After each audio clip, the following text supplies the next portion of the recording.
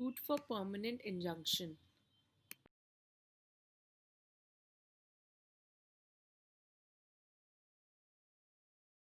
So, a permanent injunction, that is also known as perpetual injunction, is one that is delivered at the time of the final judgment and therefore is more often than not prevalent for a longer period of time.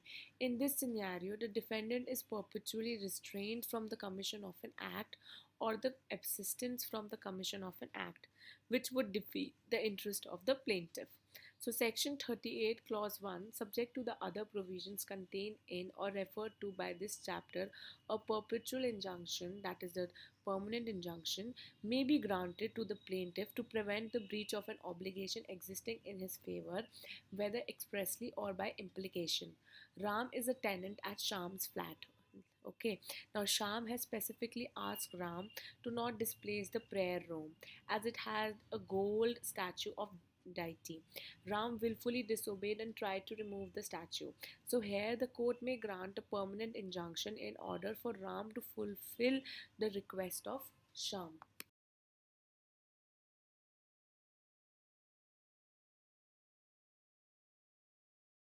Now, section 38(2). When any such obligation arises from contract, the court shall be guided by the rules and provisions that are contained in chapter 2. So, for example, Aryan is the co founder of a company X.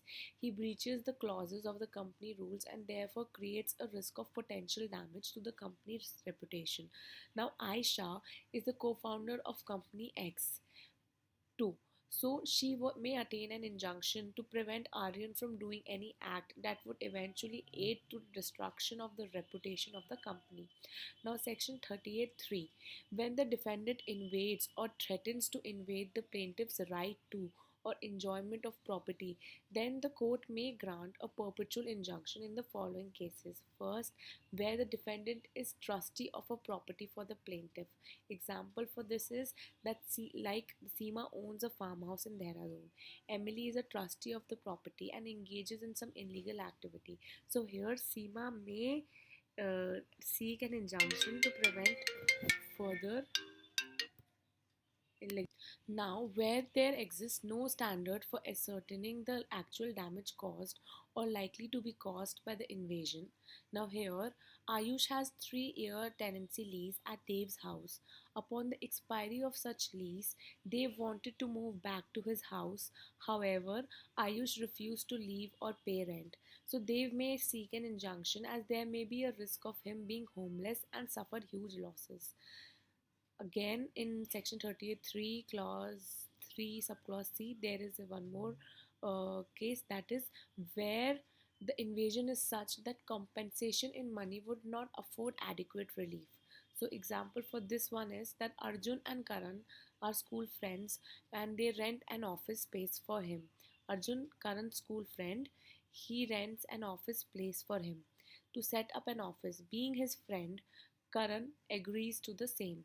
However, Arjun refuses to pay rent and does not clear his dues.